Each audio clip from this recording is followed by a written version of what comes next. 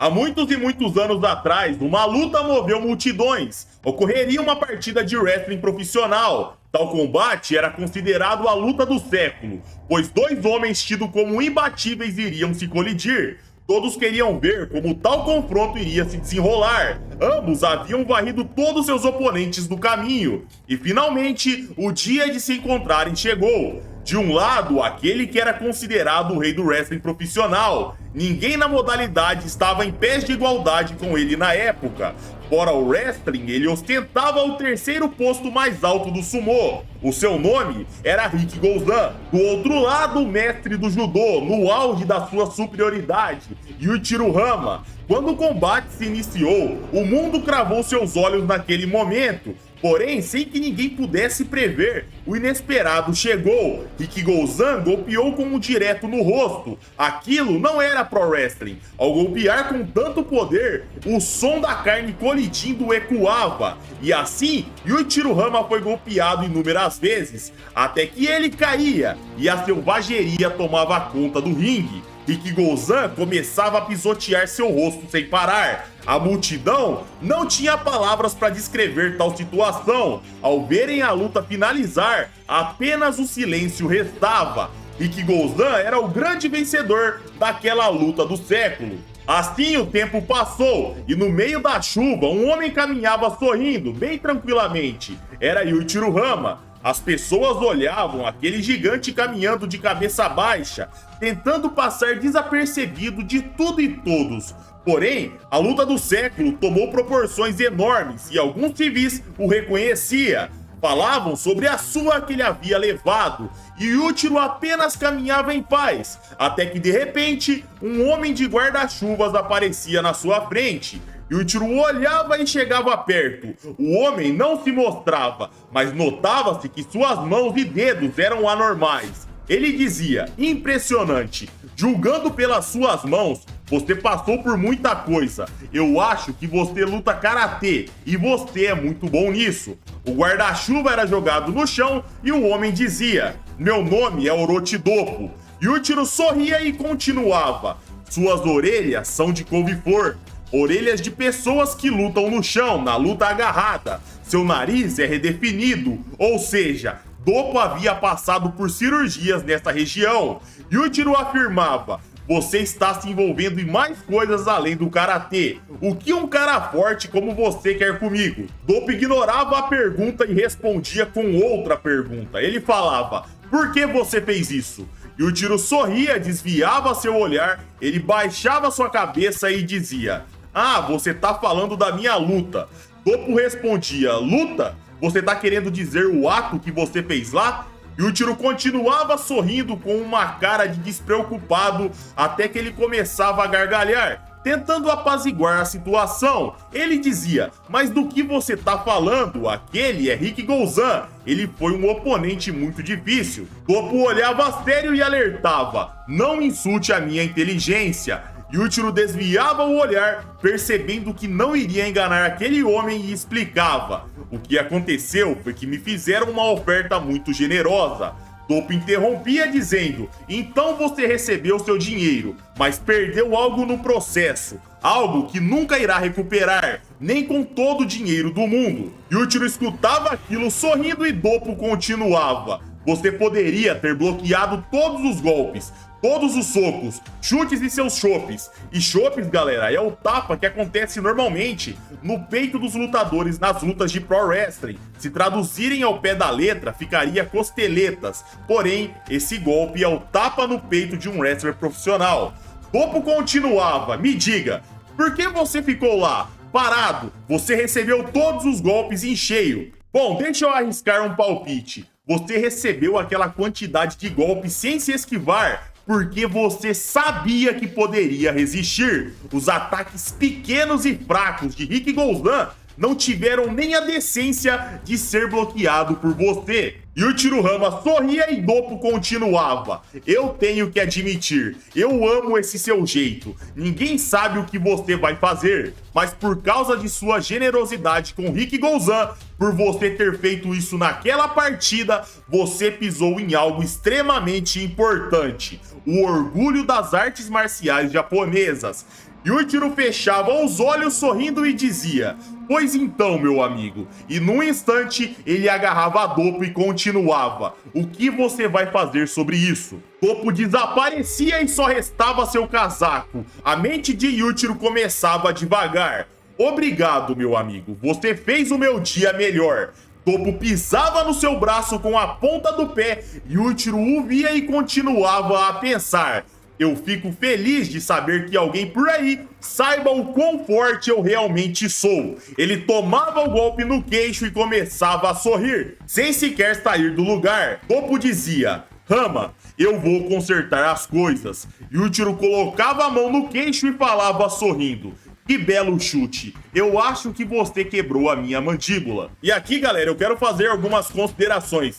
Eu vejo muita gente falando que o Yujiro é fraco por ter ficado com o olho inchado contra o Rick Gouzan. Só que se lembrem, quando um cara é pego desprevenido em baque, ou ele não se enrijece para tomar o golpe, ele vai tomar dano. A gente tem vários exemplos disso. O Baki tomou o soco desprevenido do Shiba e ele sangrou bastante. Logo em seguida, ele se enrijece e toma um gancho em cheio que era mais forte que o golpe anterior e sequer saiu do lugar. O Shiba teve sua mão esmagada. O Piccolo tomava golpes de Katsumi, quebrando a barreira do som, de Hetsu e etc. Ele recebia cortes superficiais da espada de Miyamoto Musashi. E galera, o Miyamoto Musashi cortava numa potência absurda. E ao ser pego distraído, ele foi perfurado por apenas uma agulha com sonífero. O próprio Yujiro Rama, que toma pancada do verso inteiro da obra e nem sai do lugar, quando ele foi pego de surpresa e teve sua pele perfurada superficialmente,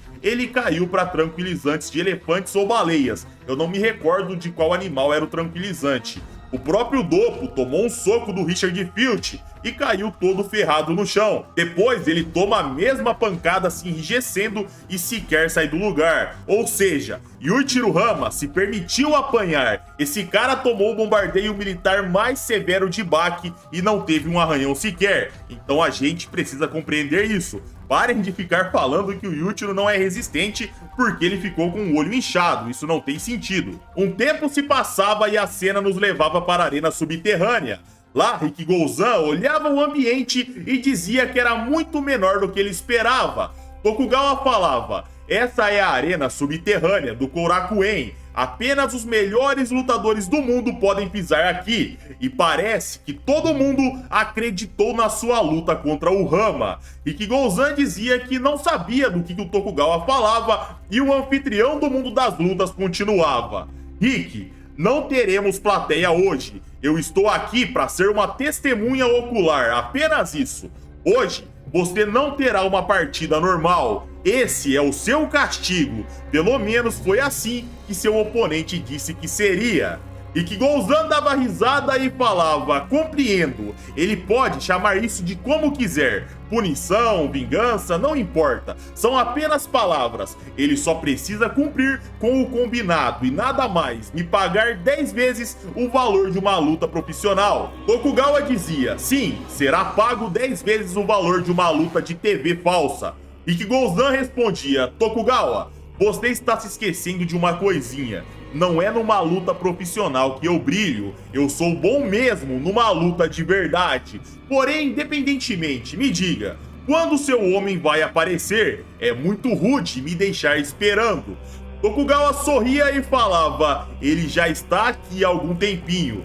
Nessa hora, Rick Gouzan gelava e atrás dele, Doppo o encarava. Ele assoprava a nuca de Rick Gouzan, que virava golpeando. Doppo se esquivava em guarda e golpeava para cima. Algo voava e caía na cabeça de Tokugawa. Era o nariz de Rick Gouzan, que havia sido arrancado completamente em um único golpe. De repente, um direto no peito de Rick Gouzan chegava, e enquanto seu nariz caía no chão, o seu corpo tombava junto. Doppo fazia a guarda, o olhava e finalizava o combate em posição de respeito. Tokugawa gelava e do nada alguns jornalistas apareciam e o narrador dizia: a luta do século foi apenas um show. Concluíram que Yujiro Rama foi pago para vender a luta, tudo combinado de antemão. Rick Gouzan o derrubou com golpes covardes, Ele iria admitir esses fatos à imprensa ou seu rosto mutilado seria exposto para todos os jornais do país. Assim, as notícias se espalharam rapidamente pelos jornais. A luta do século foi uma farsa e que Gozan teria que fazer uma cirurgia plástica. E Yuichiro Hama pensava: sim, você realmente fez o meu dia. Ele tirava seu chapéu em tom de agradecimento e continuava: eu estou feliz que alguém por aí saiba o quão forte eu realmente sou. Quando o Doppo estava no seu auge, ele construiu de pouco a pouco a sua reputação. Um karateca que matou um tigre selvagem com seus próprios punhos. Um homem que reconhecia a força de Yuichiro Hama quando o mundo inteiro o interpretava como fraco.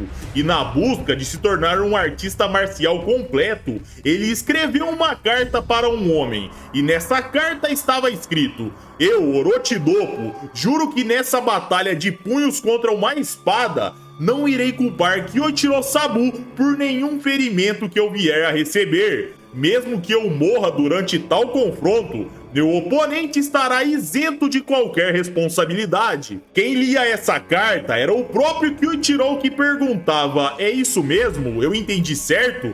Você tá me pedindo pra te matar?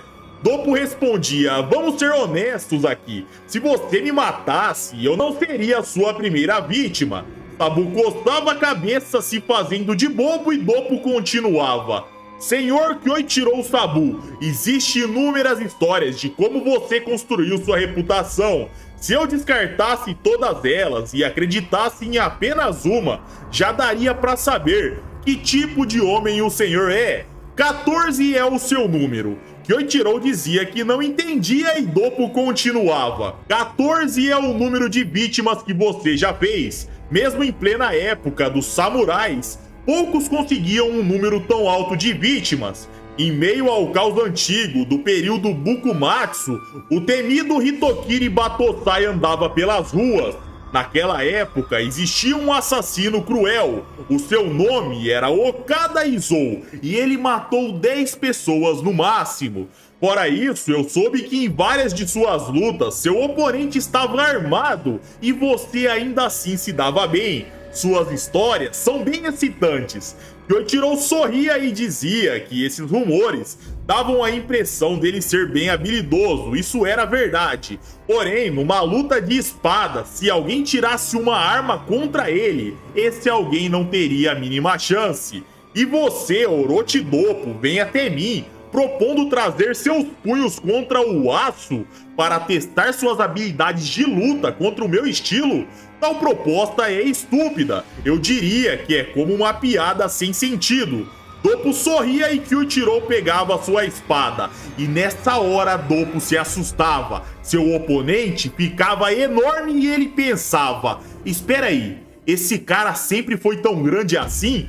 Nesta hora, 2 moscas passavam e um corte acontecia. As duas caíam abertas no meio, a espada era reposicionada na bainha e guardada. Doppo ficava chocado e Kyoichiro continuava: armas são feitas para dominar pessoas, o destino e os conflitos. As espadas e as outras armas são feitas para tal propósito. E esses seus 2 punhos aí que você tanto se orgulha, só de olhar para eles eu posso concluir que eles são sim mortais. Porém, karateka, não tente compará-los com uma arma real. E antes de completar a sua frase, Doppo colocava os dedos no nariz de seu oponente. O tom do karateka era de provocação e a resposta do espadachim era desembanhar e cortar. Porém, num piscar de olhos, ele cortava apenas o tatame e Doppo o observava em pé. Sorrindo, o mestre dizia: espero que não saia por aí dizendo que eu te trouxe até aqui pelo nariz.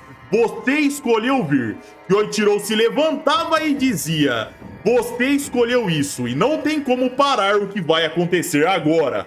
Doppo respondia: parar? Eu não sonharia com isso. Eu estou esperando por você bem ansioso. Nesta hora, a espada começava a ser movida com maestria e em posição de ataque. Kyoichiro fazia um sorriso maligno. Doppo via aquilo e falava: Ah, sim, está bem melhor. Essa cara é muito melhor do que aquele seu sorrisinho sem graça que você fica fazendo pra todo mundo. Kyoichiro ignorava aquela provocação e perguntava se ele não faria uma postura de luta. Doppo dizia que não, e nessa hora a aura do espadachim saía e Doppo pensava, agora faz sentido. Contra esse poder, dessa distância, uma arma não teria a mínima chance.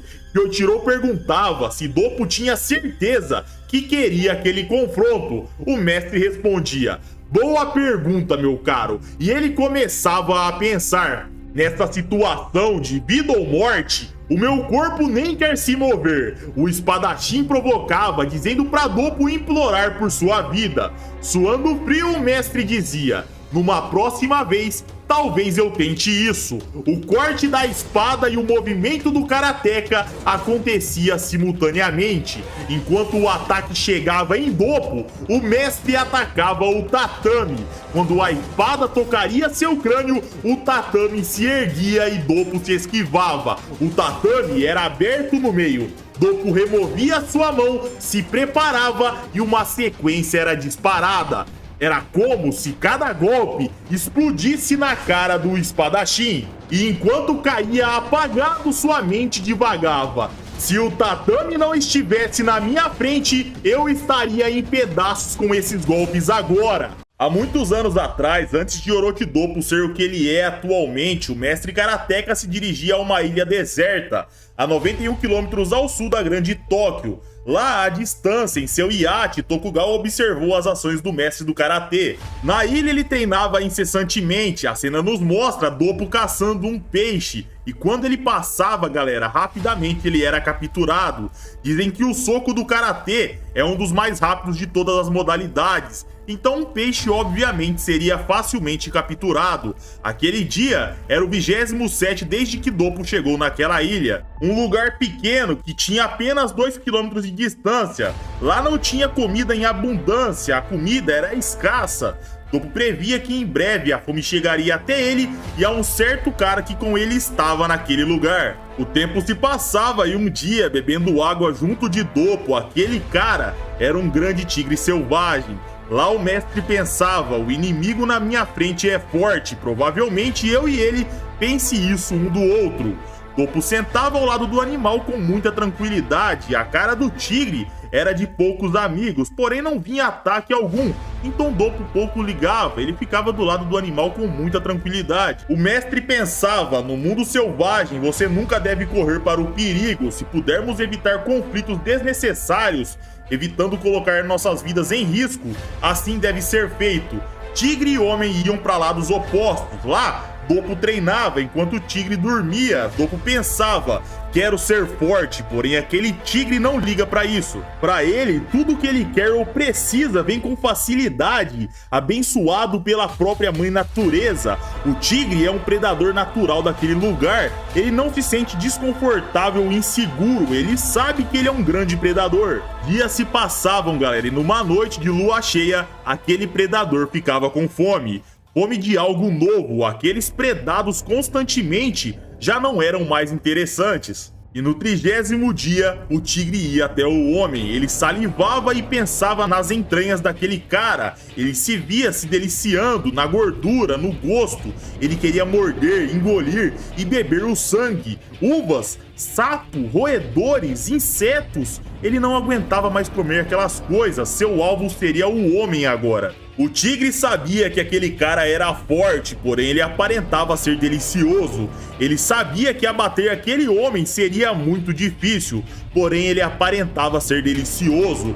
Talvez quem seria o banquete seria ele, porém ele ainda aparentava ser delicioso. Mesmo sabendo que Doppo era um perigo, o tigre não se continha, ele iria atacar. Doppo percebia que o tão aguardado dia que ele preveu chegava, ele amarrava sua faixa preta de karatê e pensava, eu usarei karatê contra esse tigre. E que bom que ele está morrendo de fome, lutar contra um tigre sem fome não teria a menor graça, a fome guiará ele para o estado mental correto. De repente, o animal atacava, porém com um soco no meio da cara, Doppo respondia com muita tranquilidade. Ele pensava, exatamente, eu não quero um gatinho domesticado me atacando. Doppo jogava um gancho e pensava, a fome é a melhor condição para se estar em meio da selva. Enquanto o animal virava sangrando, Doppo preparava e mandava um chute no meio das partes íntimas do animal. O mestre pensava, quando eu ter um grande dojo, as paredes terão imagem desse momento, por isso, para eu me orgulhar disso, eu preciso que o tigre esteja nessas condições, faminto e pronto para me matar. E com um golpe no meio da nuca, o tigre era morto por Orochi Doppo. Num certo dia, um homem cego caminhava pela cidade. Mesmo sem esse sentido, ele mostrava muito controle. O homem notava os objetos do caminho, as árvores e os obstáculos, até que ele chegava num parque e parava de andar. Ele dizia, creio que estamos longe o suficiente, correto? Então, por favor, pare de se esconder. Atrás das árvores, Orochi Doppo saía. O mestre ia até o homem meio que desconcertado e dizia, pelo jeito preciso melhorar minhas habilidades como um Stalker. Ou será que não é isso? Por acaso você consegue me ver? O homem dizia, uou. Doppo ficava olhando sem entender muito bem e o homem continuava, seu físico é incrível. Doppo não entendia e perguntava, por acaso você consegue me enxergar? E o cego continuava, você tem 1,78 m, pesa 110 quilos e não tem sequer 1 grama de gordura no seu físico. Concluo isso apenas de escutar seus passos. Ele começava a brincar com uma pedrinha e continuava, seus passos são leves e você tá muito bem treinado. O homem chutava e a pedra passava tocando levemente o rosto de Doppo. E o homem continuava, então você não se esquivou. O mestre pensava, espera aí, isso é puro discernimento? Será que ele ganhou tal habilidade quando perdeu sua visão? O homem misterioso continuava a falar, então, eu gostaria de saber o que um ótimo espécime como você quer com um cego como eu. Doppo encarava e dizia, eu escutei rumores sobre suas habilidades, mas eu duvido de suas validades. O homem começava a tossir em um tom de deboche e falava, bom meu caro, se você está duvidando das minhas habilidades, por que simplesmente não me ataca? Creio que essa será a maneira mais fácil de esclarecer suas dúvidas, correto? Ele tirava seus óculos e continuava. Existe algo que um artista marcial nunca fará. Tal coisa é fugir de uma luta. Se você usa armas, ataca de surpresa ou vem em grupo, nada disso importa. Doppo gostava do que ouvia e o homem continuava. Numa luta real, não existe fair play. O mestre dizia, após ouvir aquelas palavras, que ele estava se convencendo de pouco a pouco sobre os rumores daquele homem. O homem cego, que mesmo com essa deficiência, é o número 1 no mundo das lutas. O homem dizia que aqueles rumores não eram tão exatos. Afinal, ele se inclui numa categoria diferente. Não deixar que nada impeça o progresso de suas habilidades, inclusive sua deficiência visual, isso sim é uma definição de força. E é somente dentro dessa definição que ele é o número 1. Doppo gostava daquelas palavras e dizia, realmente, você é incrível. Levou nossa conversa para uma direção que minha única escolha é lutar contra você aqui e agora. O homem erguia sua bengala e a cravava no chão. Ele dizia, isso é meio estranho. Afinal, ser pego numa briga como essa e ainda assim estar feliz com tudo isso é uma situação realmente estranha. Doppo olhava assustado e pensava, espera aí, a aura dele mudou do nada? Mas por quê? Ele demonstra estar relaxado demais, mesmo prestes a lutar. Mesmo sendo tão jovem, é como se eu estivesse prestes a enfrentar um verdadeiro mestre. E espera aí, ele está vindo pra cima de mim? É ele que está iniciando a luta? Ele acabou de entrar dentro do meu alcance. Será que ele consegue perceber as coisas à sua volta? O homem parava na sua frente e a mente do mestre ainda continuava. Ela se mostrava um pouco confusa. talvez ele consiga perceber o contorno das coisas. O mestre olhava bem para os seus olhos e sua mente continuava devagar. Não, ele é completamente cego. O homem sorria e um movimento no seu quadril acontecia e um chute chegava. E ao ser golpeado, o mestre concluía pensando: se você perder um sentido, todos os outros restantes serão intensificados. Ele se reposicionava com a mão no chão e pensava: esse cara é forte de verdade. Nós estávamos praticamente colados e ele tirou um chute como aquele. Enquanto era atacado, o mestre Dopo concluía que tudo isso se devia por causa do som de sua voz. Ao escutar, sua altura e localização foram percebidas. Ele tomava um soco num ponto vital, ficava com seus sentidos confusos, porém sua mente ainda se mantinha. Ele pensava: ele compreendeu o som que eu produzi quando toquei o solo. Depois ele calculou a quantidade de peso que deveria pressionar naquele ataque. Ele batia numa árvore e o homem já estava na sua frente. Ele golpeava, mas o mestre se esquivava e um buraco na árvore nos era mostrado. Agora a cena ia para a mente do homem cego, que pensava: esse efeito que você sentiu é algo comum para quem tem um pescoço muito forte. Ele continuava atacando e pensava: você é durão, mas ainda é jovem. E nessa hora, galera, Dopo saltava e chutava. O homem se esquivava, seu rosto era levemente cortado e ele continuava. Seu estilo de karatê lembra um lutador canhoto. Porém, meu amigo, eu já estou acostumado a lutar com todo tipo de pessoas saudáveis no meu dia a dia. Ele se reposicionava, atacava e pensava: vocês saudáveis tendem a usar o karatê contra mim na maioria das vezes. Um chute chegava em cheio, bem no pescoço do mestre. Ele caía de joelhos e o homem cego continuava. Porém, isso não é novidade para mim. Ele perguntava: e aí, os rumores são verdadeiros?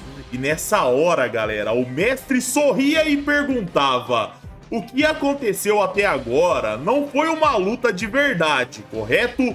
O homem tomava um choque e o Dopo disparava nessa hora. O narrador dizia: existe cerca de 365 pontos vitais no corpo humano. Com a acupuntura, você é capaz de melhorar até sua visão. Então, que haja luz. O mestre acertava 2 pontos vitais e de pouco a pouco a visão daquele homem começava a voltar. E ele pensava: eu nasci na escuridão. Cresci sem saber o que era outra coisa. Eu aceitei que essa era a minha realidade.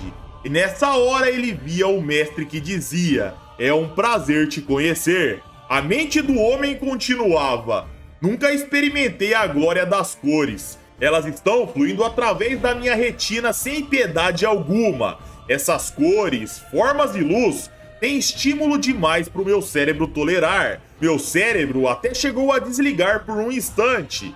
Eu gostaria de encontrar novamente a paz na escuridão. E o narrador dizia: naquele dia, um artista marcial foi arrastado para as luzes. Ele foi despertado no seu mundo da escuridão. Dopo encostava seu punho na cara do homem e dizia: essa luta já acabou, correto? Ele agradecia ao homem e saía andando, até que seu oponente dizia: me desculpa, mas você pode me devolver a escuridão? Dopo olhava, concordava e já atacava. Ele pensava: é claro que farei isso por você, Kurigami Senpai.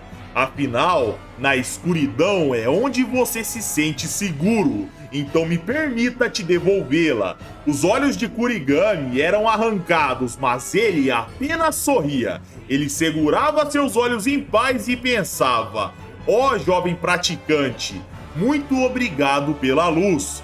O karatê de Dopo naquela época ainda era imaturo, mas naquele dia ele havia aprendido uma lição muito importante que o ajudaria no seu futuro, para se tornar um dos melhores de todos os tempos. Há muitos anos atrás, num certo dia, na mansão de Tokugawa, o mestre Dopo perguntava: Rebatedor substituto? O ancião respondia: sim, rebatedor substituto. O mestre dizia nunca ter escutado sobre tal termo anteriormente.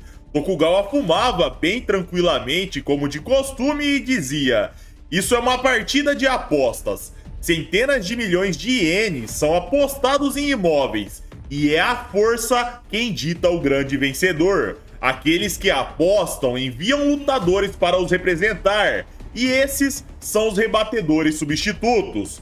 Toppo dizia: entendo, então você quer que eu lute por você nesses eventos, correto? Tokugawa perguntava: está relutante em se envolver numa luta por dinheiro? O mestre dizia que na verdade não tinha problema algum, soava até legal inclusive. Tokugawa se impressionava com aquela resposta e perguntava: soa legal? Mas você é uma figura honrada do mundo das artes marciais, um verdadeiro lutador que representa a arena subterrânea. Toppo explicava que ele não se orgulhava de fazer algo por dinheiro, mas o grande ponto ali era a luta, e para tal objetivo ele faria com todo prazer. E assim acontecia, a cena mudava pro dia do confronto. Lá era um centro recreativo que foi fechado no ano anterior. O combate ocorreria numa piscina, só que vazia. Orochidopo aguardava seu oponente, independente de onde fosse o lugar. Ele estava preparado. As pessoas zombavam o mestre. Na mente delas, era mais um karateca que estava lá para apanhar. O nome do mestre, naquela época, ainda não era conhecido. As pessoas conheciam seu nome, na verdade, na hora. Alguns diziam: lutadores de karatê são bem corajosos, porém só quando eles entram no ringue. Mas quando são acertados, eles não aguentam nada. Mas ao observarem bem, galera, esse era um pouco diferente. Ele tinha um corpo forte, suas orelhas eram surradas. Eles diziam que eram piores que as orelhas de um yakuza. Eles começavam a se animar e concluíam que aquele dia seria brutal. Até poderia acontecer de alguém sair morto de lá. E nessa hora um homem começava a entrar. Seu nome era Muneuchi Yao, um lutador de judô. Entre todos os rebatedores substitutos que pisavam naquele lugar, ele era considerado o mais forte. Com seu corpo colossal, diziam que ele mataria um medalhista olímpico de ouro facilmente. Com seus 2,4 metros, pesando 133 quilos, aquele homem era perigoso. Seu corpo era lotado de cicatrizes de guerra. Contavam que ele lutou em mais de 70 partidas e perdeu apenas 3 vezes. Porém, quando ele perdeu, ele ainda era inexperiente. Ele não tinha lutado nem sequer 10 vezes. Mas atualmente era diferente, ele era forte de verdade agora. Maneuchi parava na frente de Doppo e a diferença entre eles era gritante. O narrador contava que ali não teria sinal para começar a luta. Ao entrar na piscina, o combate já havia começado. Doppo olhava para o seu oponente e pensava: que bizarro, eu sei que todas as vezes que a vitória escapou das mãos desse homem, foi por pouco, e tudo isso aconteceu na época que ele era apenas um aluno. Agora, por pouco mais de 10 anos, eu te pergunto: o que será que você viveu, Muneuchi Yao? Doppo observava e continuava: sua postura é boa. Mesmo com as palmas da mão abertas, você está pronto para me atacar. E nessa hora o oponente disparava. Ele erguia o pé e chutava, mas facilmente Doppo se esquivava e pensava: esse chute foi muito bom. O ataque continuava, mas bem tranquilamente, Doppo analisava seu oponente. Ele seria facilmente um faixa preta de karatê. O mestre era agarrado e continuava: uou, sua puxada é tão forte quanto eu pensava. Mas sem dar chances para o seu oponente, a puxada era interrompida e uma cabeçada chegava. O Muneuchi sangrava, porém ele não soltava. Se ele era um judoca que destruiria os medalhistas de ouro, ele mostraria tal nível. Ele girava Doppo no ar e o objetivo era quedá-lo no chão. O mestre batia com tudo no solo, mas sua mente continuava analisando. Ele está com toda certeza em alerta. Na hora da queda, ele caiu jogando o cotovelo nas minhas costelas. com essa potência, ele pode até ter quebrado alguma. Muneuchi parava em cima do mestre pronto para atacar e a torcida concluía que Dopus teria destruído naquela posição tão desfavorável. Muneuchi se preparava e atacava. O mestre pensava: que idiota! Deitado ou em pé, o karatê ainda é karatê. Ele esquivava do soco do seu oponente e com o dedo ele o furava bem no olho que ele era cego. E o mestre continuava a pensar: em brigas com luvas, as coisas são bem diferentes. Ele agarrava o testículo de seu oponente e apertava. Muneuchi gritava de dor, ele se ajoelhava. Dopo ia até o seu oponente, segurava o seu maxilar e puxava. E aquele maxilar estava destruído. O mestre pensava: agora eu vou acabar com você. Ele saltava e chutava. O alvo era a orelha, que era arrancada num único chute. Sem uma orelha, com seu maxilar destruído, entre outras lesões, o combate acabava. A cena cortava para um bar. Lá ambos, outra hora oponentes, bebiam juntos. Muneuchi dizia que apenas um testículo e seu olho cego foi atacado. Porém, algum dia, ele iria querer uma revanche. Fora que o mestre ainda tinha 2 bolas, então ele precisava esmagá-las algum dia para dar o troco. Doppo tocava nas costas do seu colega e dizia: eu estarei esperando, rebatedor substituto. E se você vier no futuro, ainda que fraco, não se preocupe, serei legal e não destruirei sua virilha. E essa foi mais uma das histórias do Doppo no seu auge, galera. Eu espero que vocês tenham gostado do vídeo, deixem um like para ajudar a gente, comentem aí o que vocês querem que a gente vai trazendo, que a gente vai estar atendendo os pedidos. Segue a gente lá no Instagram e é isso aí, galera. Um abraço, fiquem com Deus e tamo junto.